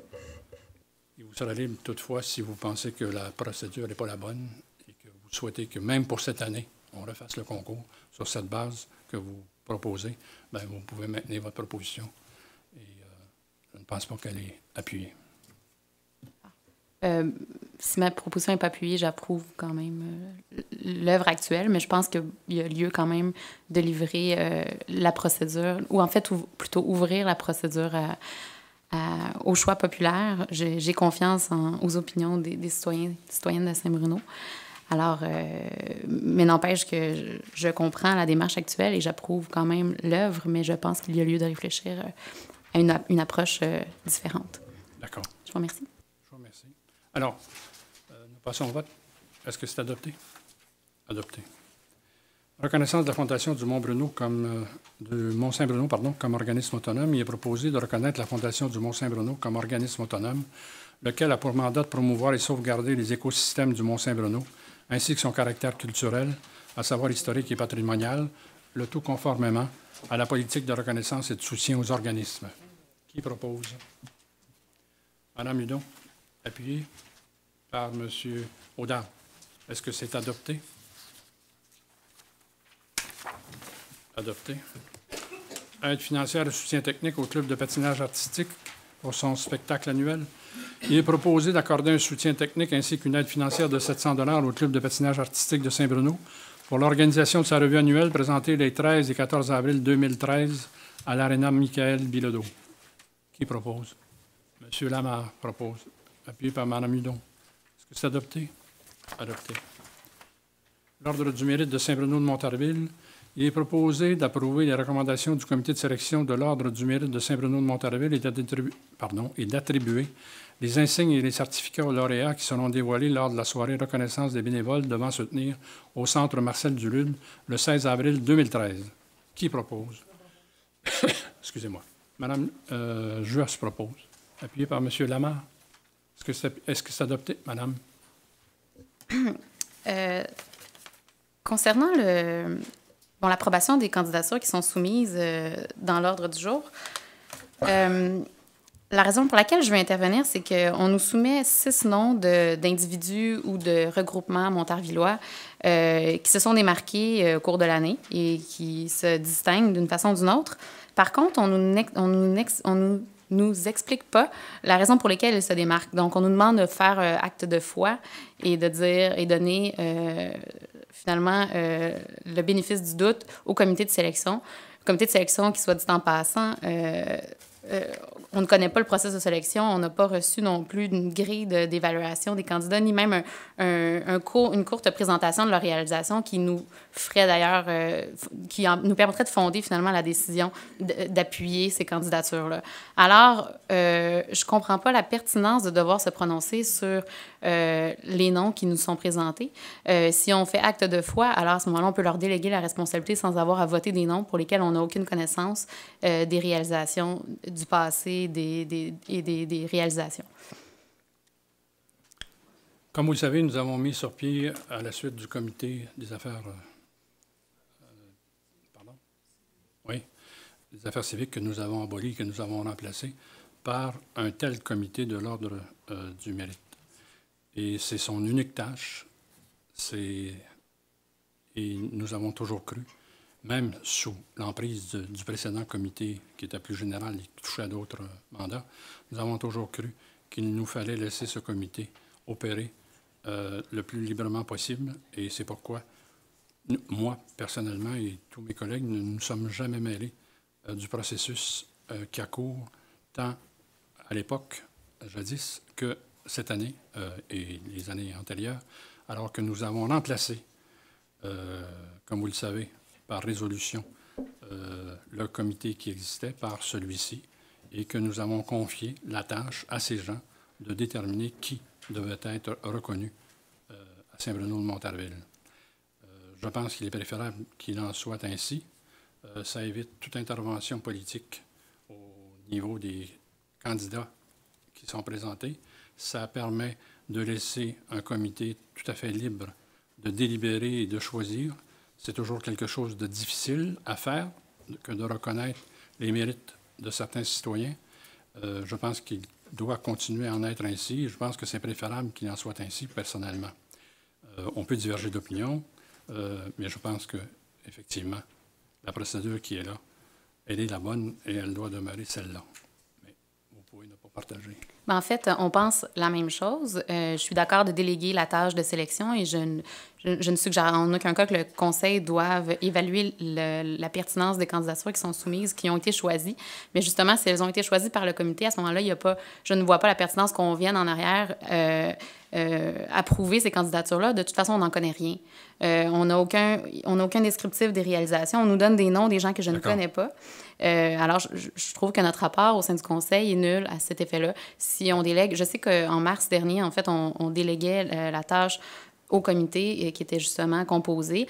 Ça, c'est une chose que j'apprécie d'ailleurs, qu'on ait pu se pencher sur la composition du Conseil et qu'on puisse l'approuver au sein de la table ici. Mais cette chose étant faite, je pense que l'étape suivante d'avaliser des candidatures un peu comme du rubber stamping, c'est-à-dire sans connaissance de cause, c'est une étape qui est superflue, à mon avis. Pour cette raison, je vais refuser d'aller de l'avant. Non pas parce que je juge que ces candidatures-là ne sont pas valides, je n'ai simplement aucune information pour aller de l'avant. Ça, sur quoi je suis en accord avec vous, c'est effectivement une ratification qui est faite par ce Conseil. Et ça n'est pas autre chose. Mais si vous en convenez, nous pourrions très bien décider que dorénavant, nous ne ratifierons rien ici. Et nous laisserons le comité travailler. C'est, je crois, votre vœu. Et je pense que l'on pourrait recommander à ceux et celles qui auront charge de ce conseil à compter du mois de novembre prochain de prendre cette décision, de laisser, de se priver, au fond, de cette ratification et de laisser le comité libre. Parce qu'à toute fin pratique, on s'arriverait au même résultat. Qu'est-ce qu'il y a? La cérémonie peut être organisée par la Ville, il n'y a pas de problème. C'est une cérémonie qui, effectivement, est sous la présidence à ce moment-là de la Ville, lorsque nous arrivons à terme, mais entre-temps, il peut très bien ne pas y avoir de ratification, parce que de toute façon, nous n'aurions pas le pouvoir, et nous ne nous sommes pas donné le pouvoir de contredire le comité. Je retiens votre suggestion, madame. Merci. Mais pour l'instant, vous voterez contre, si je comprends bien. Pour le principe évoqué. D'accord. Alors, sur division. Dérogation mineure. Alors, la propriété visée est le 760 rue Marie-Gérin-Lajoie. Le projet consiste à augmenter la marge de recul avant maximale qui n'est pas située du côté de la façade principale de 7,5 mètres à 7,7 mètres. Il y a eu une recommandation favorable du CCU lors de la réunion du 20 février 2013. Les principaux éléments retenus par les membres du CCU dans leurs recommandations sont les suivants. Le plan d'implantation associé au permis de construction indique une marge de recul avant maximale qui n'est pas située du côté de la façade principale de 7,7 mètres au lieu de 7,5. Le nouveau certificat de localisation indique une marge de recul avant maximale qui n'est pas située du côté de la façade principale de 7,66 mètres au lieu de 7,5 mètres. La demande de dérogation vise donc à régulariser une situation existante depuis 1997 et la demande de dérogation mineure ne porte pas atteinte à la jouissance par les propriétaires des immeubles voisins de leurs droits de propriété. À ce moment-ci, je dois demander s'il y a des gens dans la salle qui veulent s'exprimer sur cette demande de dérogation. Il est donc proposé d'augmenter la marge de recul avant maximale qui n'est pas située du côté de la façade principale de 7,5 mètres à 7,7 mètres en dérogation à la disposition du deuxième alinéa de l'article 70 du règlement de zonage URBZ 2009 et ce, au bénéfice de l'immeuble situé au 760 rue Marie-Gérin-Lajoie. J'en propose l'adoption. Et, par M. Boucher, c'est adopté? Adopté. Autre dérogation mineure? La propriété visée est le 1233 boulevard des Promenades. Le projet consiste à diminuer la largeur minimale de l'aire d'isolement entre l'aire de stationnement et la ligne avant de 3 mètres. Il y a eu une recommandation favorable du CCU lors de la réunion du 23 janvier 2013. Les principaux éléments retenus par les membres du CCU dans leurs recommandations sont les suivants. L'espace occupé par l'aire d'isolement, c'est-à-dire l'espace de verdure entre le stationnement et l'emprise du boulevard, empêche le commerce d'ajouter des cases de stationnement pour se conformer aux exigences de règlement de zonage. Il existe une large bande complètement gazonnée dans l'emprise du boulevard. L'aménagement paysager actuel est constitué d'arbres et d'arbustes situés dans le futur stationnement sera replanté dans l'emprise du boulevard par le demandeur et la demande de dérogation mineure ne porte pas atteinte à la jouissance par les propriétaires des immeubles voisins de leurs droits de propriété. Je me dois encore à ce moment-ci de demander s'il y a des gens dans la salle qui veulent s'exprimer avant qu'on ne statue. Il est donc proposé de diminuer la largeur minimale de l'aire d'isolement entre l'aire de stationnement et la ligne avant de 3 mètres, malgré la disposition libellée de l'article 70 du règlement de zonage URBZ 2009, et ce, au bénéfice de l'immeuble situé au 1233 boulevard des Promenades. Et j'en propose l'adoption. Est-ce que c'est appuyé? M. Audard, adopté. Madame? Oui, par rapport à cette procédure, je me suis posé la question à savoir pourquoi on doit passer à travers ces étapes-là. Est-ce que j'ai compris, c'est qu'on doit faire une dérogation mineure parce que le règlement d'urbanisme exige que pour un agrandissement de surface d'un commerce, on augmente le nombre de stationnements au prorata. Donc, je pense que c'est 18 cases de stationnement par... je l'ai quelque part, là. Une case de stationnement par 18 mètres de superficie plancher locative. Donc, ça, c'est notre règlement de zonage. Et puisque, bon, le commerce souhaite augmenter sa superficie, bien, on n'a pas le choix d'exiger qu'il augmente son nombre de stationnements. Par contre, je pose la question, est-ce que c'était nécessaire, dans le sens, est-ce qu'il y a effectivement une affluence quelconque? Et ce que j'ai compris, c'est que, dans le fond, le commerce actuel n'a pas un achalandage important. De plus, à Saint-Bruno, c'est un des secteurs commerciaux qui ne connaît pas de problème de stationnement dans le secteur. Donc, pour le moment, ce n'est pas une problématique. Dans le fond, la seule raison pour laquelle on va de l'avant avec ces étapes-là, c'est pour se conformer au plan d'urbanisme. Exact. Donc, on demande une dérogation pour empiéter dans un espace public de la ville. Pourquoi? Est-ce qu'on ne pourrait pas plutôt demander une dérogation mineure pour ne pas exiger du commerce d'augmenter son nombre de cases de stationnement? Est-ce que ce serait valable aussi? Est-ce que c'est quelque chose que... Parce que ça, là, à ce moment-là, on touche au règlement de zonage. Au niveau les cases de stationnement, c'est presque une religion dans un règlement de zonage d'une ville. Surtout, en tout cas, ici à Saint-Bruno, c'est très, très strict. Alors, si on commençait à faire une exclusion ici, on ouvrirait la porte à bien des problèmes, ce qui nous amènerait à beaucoup de problèmes au centre-ville, entre autres. OK. C'est pour ça que c'est une chose à laquelle on ne veut pas toucher. Donc, on est très, très... Mais pensez-vous, parce que là, j'essaie de cadrer ça dans les objectifs, dans le fond, du PMAD qui nous attendent là, très prochainement. On sait qu'on veut aller vers une augmentation du déplacement en transport en commun. On vise une augmentation de 30 de déplacement, d'augmentation, en fait, pour l'utilisation des transports en commun. Ce qui n'est pas mince. Et c'est sûr que si on continue à fournir des espaces de stationnement, bien que ce soit intéressant pour la population, ça ne fournit aucun incitatif aux gens pour prendre le transport en commun. Si on veut se détacher un petit peu de la dépendance qu'on a face à l'utilisation de l'automobile, je pense que c'est ce genre de petits pas qu'on peut faire pour essayer de, justement, diminuer la dépendance à l'automobile. Sauf qu'ici, on est en zone commerciale. Entre vous et moi, si on s'en va dans une chose de multiluminaire, qu'on s'en va chercher des luminaires, c'est assez difficile de se promener avec des gros luminaires en autobus. Donc, je suis bien d'accord. Commercial, je pense que le PMAD, il va falloir qu'il s'ajuste en fonction, probablement, au niveau résidentiel, je suis d'accord, mais pour ce qui est des zones commerciales, il va falloir respecter les cases de stationnement, c'est automatique, parce que le magasinage, automatiquement, se fait en voiture. Mais puisqu'à Saint-Bruno, on n'a pas de problème de stationnement actuellement, est-ce que vous pensez que ces ratios-là seront revus à la baisse, puisqu'on sait que de toute façon, on est bien desservi en termes de cases de stationnement, peut-être qu'on a le même davantage qu'on en a besoin? On a des problèmes de stationnement au niveau du centre-ville, ici, localement. Alors, c'est pour ça qu'on ne veut vraiment pas déroger. OK. Bien, je vous remercie pour les informations. Je vous en prie. Pas de quoi. Alors, est-ce que c'est adopté? Adopté. Secondaire. Secondaire. Secondaire. Adopté. Plan d'implantation et d'intégration architecturale PIA 2013-003 pour le réaménagement de l'aire de stationnement en cours avant adjacente au 1233 boulevard des Promenades. C'est ce qu'on vient de voir.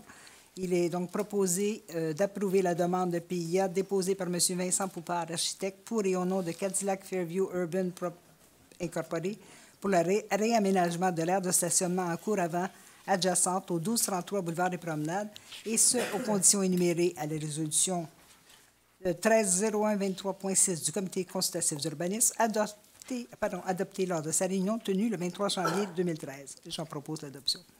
C'est appuyé. M. Baudin? C'est adopté? Adopté.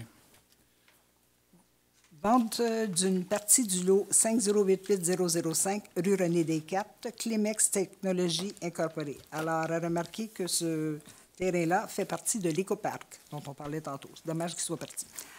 Il est proposé et résolu d'approuver la promesse d'achat de Climex Technologies Inc. de 48 207,22 $ pour une partie du lot 5088055 d'une superficie de 995,4 mètres carrés située en arrière-lot de la rue René Descartes, et ce, aux conditions mentionnées à la promesse d'achat et à l'approbation du lotissement par la Ville, conformément aux dispositions du règlement relatif au plan d'implantation d'intégration architecturale URB PIA 2009, d'autoriser le maire et le greffier à signer, la greffière, pour et au nom de la municipalité, l'acte de vente, le projet de lotissement, ainsi que tout autre document y afférent pour donner suite à cette transaction. J'en propose l'adoption.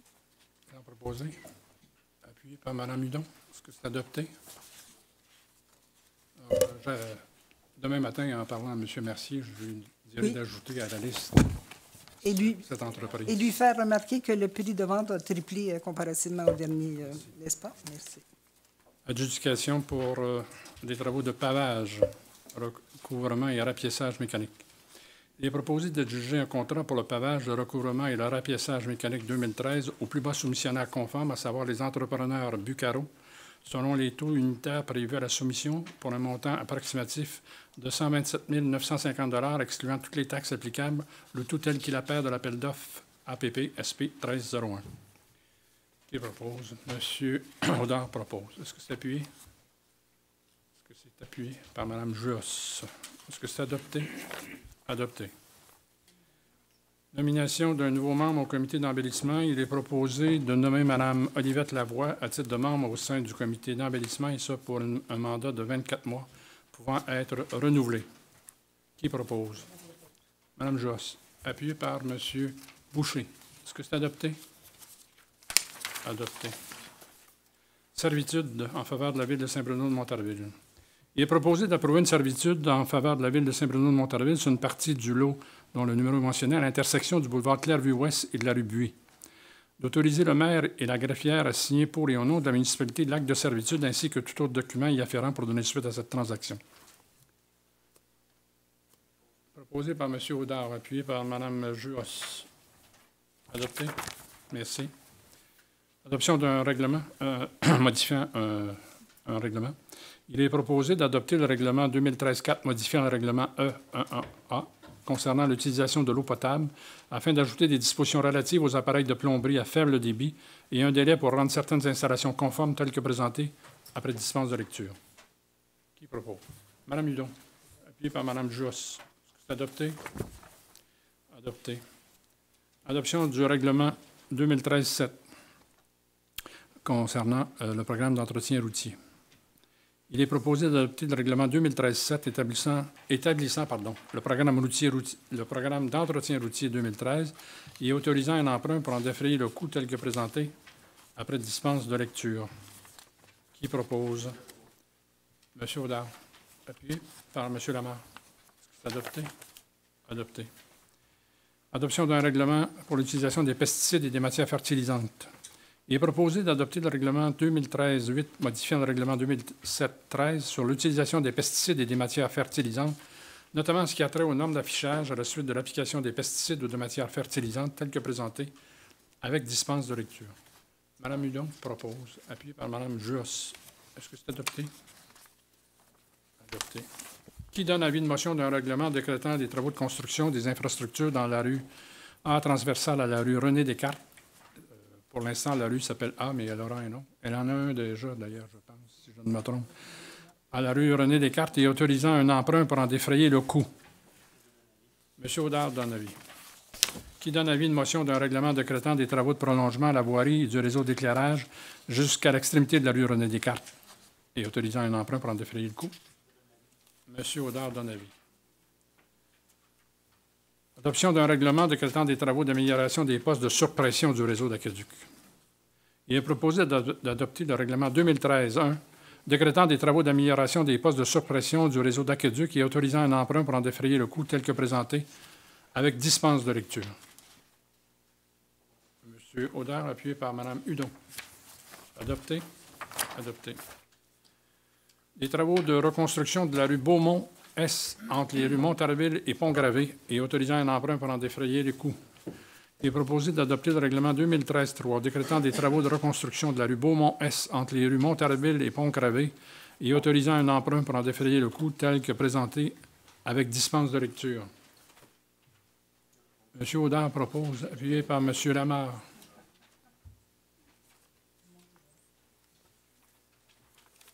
Les vagues seront moins nombreuses sur la rue Beaumont.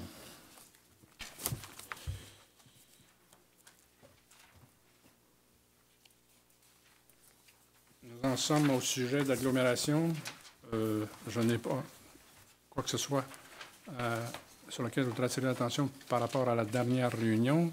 Quant à la prochaine séance, vous avez des propositions qui visent toutes à, finalement, donner des orientations positives sur l'ensemble des questions qui sont inscrites. Il y a peu de sujets, d'ailleurs, à l'ordre du jour. Est-ce que, si vous êtes en accord avec ces orientations, vous voulez proposer l'adoption d'une résolution approuvant ces orientations? Madame Hudon, appuyée par Madame Josse. Adopté. Je vous remercie. Les affaires nouvelles, il n'y en a pas. Les périodes d'intervention des membres du Conseil. Y a-t-il à ce moment-ci l'un ou l'autre des membres du Conseil qui veuille intervenir? Madame. Oui, je voudrais revenir sur les nombreuses questions qu'a suscité en fait la mise en place d'un comité de concertation au sud de la 116. Je partage plusieurs questions avec de nombreux citoyens parce que, comme vous le savez sans doute, la décision de la... Je ne sais pas si vous pourriez m'écouter. Quand j'interviens, je vous vois ranger vos documents et je vous remercie. Donc, comme vous le savez, la mise en place de ce comité-là s'est faite derrière des portes closes, dans le sens où, comme vous le disiez plus tôt, M. le maire, c'est vous qui avez décidé de la composition en consultant certains spécialistes, mais en fait certains administrateurs de la ville et puis certains conseillers municipaux, notamment, j'imagine, Mme Hudon, qui est responsable de l'environnement. Par contre, la composition du conseil n'a jamais été soumise à l'adoption. Excusez-moi, la composition du comité n'a jamais été soumise à l'adoption par le conseil. Et ça me préoccupe parce que, bon, moi, je le vois année après année, on reçoit différentes résolutions pour approuver $100 par-ci, $100 par-là, la composition des comités consultatifs du conseil, toutes sortes de choses, finalement, de différentes envergures.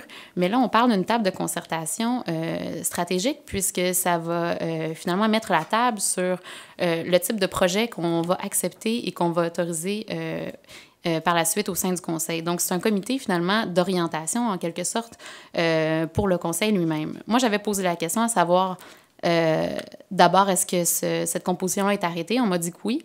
Pourtant, il n'y a aucune résolution du conseil qui, effectivement, l'approuve, de un. Et de deux, j'ai demandé est-ce qu'il y aurait procès-verbaux qui seront soumis au conseil pour qu'on puisse suivre les travaux de cette table de concertation-là. On m'a dit qu'il n'y aurait aucun procès-verbal qui serait soumis au conseil. Donc, tout ce qui va se dire sur ces tables de concertation-là, j'ai aucune garantie que j'en aurai rapport. Sauf peut-être lorsque les projets comme tels, on adoptera leur PIA en étape ultime. Mais vous comprenez que, dans le fond, le conseil est totalement exclu de cette table de concertation-là, sauf pour les délégations de Mme Hudon qui va siéger sur cette table-là. Mais on n'a pas eu l'occasion d'en débattre ici pour effectivement valider que nous souhaitions déléguer Mme Hudon et pourquoi pas d'autres conseillers qui souhaiteraient y participer. Donc, je voulais vous demander la question, M. le maire, à savoir pourquoi vous n'avez pas fait avaliser cette composition-là par l'ensemble de votre conseil? Pourquoi je ne l'ai pas fait avaliser? Parce que je n'avais pas l'affaire à baliser. Et je pense que nous verrons les résultats. On jugera de l'arbre à ses fruits. On verra bien. Je pense que l'on a une composition qui est bien balancée, même si certains reprochent que l'on a mis trop de propriétaires sur ce comité. Mais je pense qu'ils avaient le droit d'y être et je souhaite qu'ils participent à la concertation plutôt que de ne pas y participer. Et je pense qu'avec les gens qui y sont, le travail pourra être fait et nous verrons bien, selon les recommandations qui seront faites par ce comité. D'accord, mais vous comprenez que tout le processus, en fait, c'est-à-dire qui va siéger, comment on va inviter les gens à participer, à quelle heure on va tenir les réunions, toutes ces choses-là, finalement, n'ont jamais été l'objet de discussion ici au sein de au sein du conseil. Et puis, par la suite, c'est nous, évidemment, qui vont devoir porter, si on veut, la prise de décision pour avaliser le développement en tout dernier lieu. Mais si on veut être capable de faire ça, c'est important aussi de s'assurer que notre table de concertation rende des résultats auxquels on est en droit de s'attendre. Puis je pense qu'ici, on a tous, on aimerait tous avoir l'occasion de pouvoir se prononcer sur cette table de concertation-là. Moi, personnellement, j'ai posé plusieurs questions à savoir comment les citoyens avaient été invités à participer. On m'a répondu qu'on avait envoyé des lettres chez certains résidents et non pas l'ensemble, que finalement 2 personnes avaient répondu à l'appel, puis entre ces 2 personnes-là, il y a eu une élection pour choisir un représentant, ce qui est louable, mais sauf que peut-être qu'on pourrait aussi fonctionner autrement. Et c'est peut-être l'occasion ici de pouvoir en discuter. C'est pas ça qui s'est passé, ce que vous dites. Voulez-vous répondre, s'il vous plaît? Tous les résidents limitrophes au terrain visé ont été avisés personnellement par lettre, Mme Archambault. Si les gens n'ouvrent pas leur courrier ou le détruisent. Ou enfin, on n'est pas dans les maisons. Ils ont tous reçu personnellement une lettre leur demandant de faire connaître leur intérêt. Il y a plus que 2 personnes qui ont fait connaître leur intérêt. Il y a eu une rencontre qui a été organisée par le Conseil régional de l'environnement de la Montérégie, qui a déjà travaillé sur des comités de cet ordre-là, de cette façon-là. Ils ont travaillé, entre autres, à la Prairie, un comité qui a permis de proposer la protection de milieux naturels beaucoup bien au-delà des attentes initiales au projet. Alors, c'est le Conseil régional de l'environnement de la Montérégie qui a tenu cette réunion-là en l'absence de tout représentant de la ville. Donc, les représentants de la ville n'ont interféré d'aucune façon dans le choix des citoyens qui demeurent à côté de ces milieux-là et qui sont donc personnellement touchés par le développement qui pourrait, ou la conservation, dans le fond, parce qu'on veut conserver la majeure partie, je vous le rappelle, donc qui sont donc très concernés par la conservation de ces milieux-là.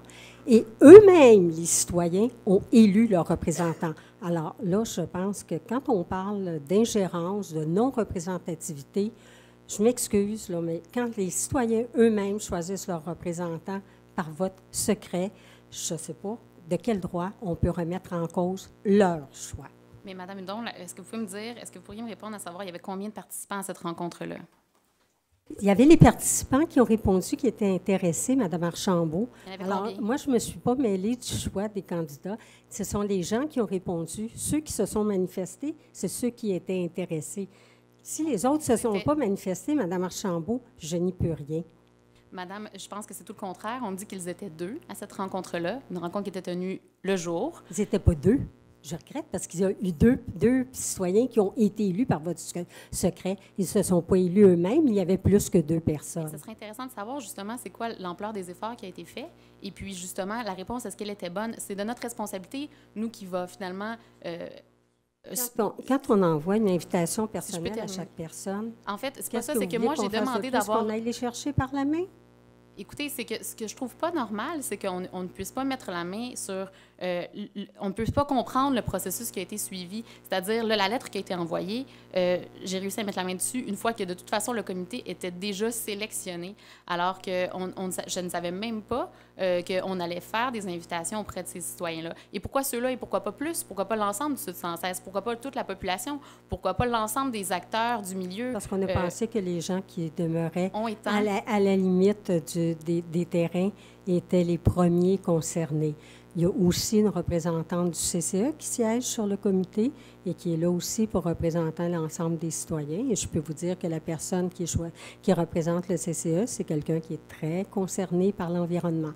Alors, elle va se faire un devoir de représenter les intérêts de l'ensemble des citoyens.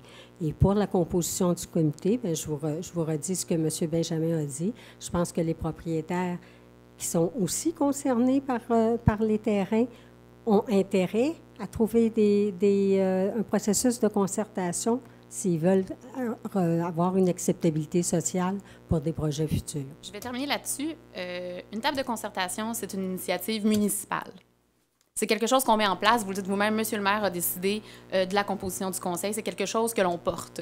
C'est pas normal qu'on mette en place quelque chose et qu'on puisse même pas l'appui, c'est-à-dire s'entendre au sein du conseil et voter une résolution à cet effet-là. C'est pas normal qu'on court après les informations pour être capable de comprendre ce qui est en train de se passer dans notre ville. C'est pas normal qu'au sein du conseil, on puisse pas comprendre ça, qu'on puisse pas en faire partie alors qu'on représente un ensemble de la population. Alors, sur ce, je pense que ce serait important, si on met des initiatives en branle comme ça, qu'on s'assure qu'on vote par résolution. D'ailleurs, le livre blanc municipal, c'est exactement ce qu'il dit. Le conseil municipal exerce son pouvoir par voie de résolution. C'est aussi simple que ça. Alors, une composition d'une table de concertation aussi stratégique que celle-là doit passer sur la table du conseil. C'est tout ce que je dis. Que les personnes qui sont là, qui participent, soient légitimes ou pas, je pense que je ne suis même pas à même de voter, dans le sens où j'ai jamais pu intervenir à ce sujet-là par voie de vote, par voie de résolution. Je pense que ça, c'est une lacune très grave au processus qui est mis en branle. C'est tout ce que je voulais soulever aujourd'hui. Merci. Merci. Y a-t-il d'autres membres qui veulent intervenir à cette étape-ci? C'est juste pour vous aviser, M. le maire, que j'ai eu la chance de participer à l'économie sociale de l'agglomération avec M. Patrick Piché vendredi. C'est une présentation qui a été toute la journée. Présentation, si je me trompe, M. Piché, vous me corrigez, avec du monde de TAU, de Cirque du Soleil, ainsi que Fort Métal, avec justement l'économie, une économie sociale, réinsertion sociale, etc. Fort apprécié. Je sais que je suis sorti de là avec beaucoup d'informations. Puis je pense que c'est quelque chose, on était au-dessus de 125, 150, excusez-moi.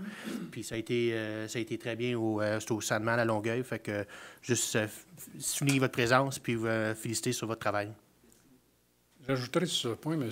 Audard, que j'ai lu un communiqué aujourd'hui de la mairesse de Longueuil. Je sais que ceux qui y participaient tenaient à un engagement, notamment des grandes villes, par rapport à l'achat auprès d'avoir une politique en matière d'achat pour ce qui est des organismes qui pratiquent, je dirais, l'économie sociale. Il faudrait qu'on rediscute, vous et moi, de savoir si on est trop petits, nous, ou s'il y a une opportunité là qu'il ne faudrait pas manquer et qu'il faudrait appliquer, même à un milieu qui n'est pas aussi gros que celui de Longueuil et des grandes villes de ce Québec. Mais il faudrait qu'on discute de cela. Je sais que ça a eu lieu tout récemment, et c'est pour ça qu'on n'a pas pu, jusqu'à présent, nous déterminer là-dessus. M.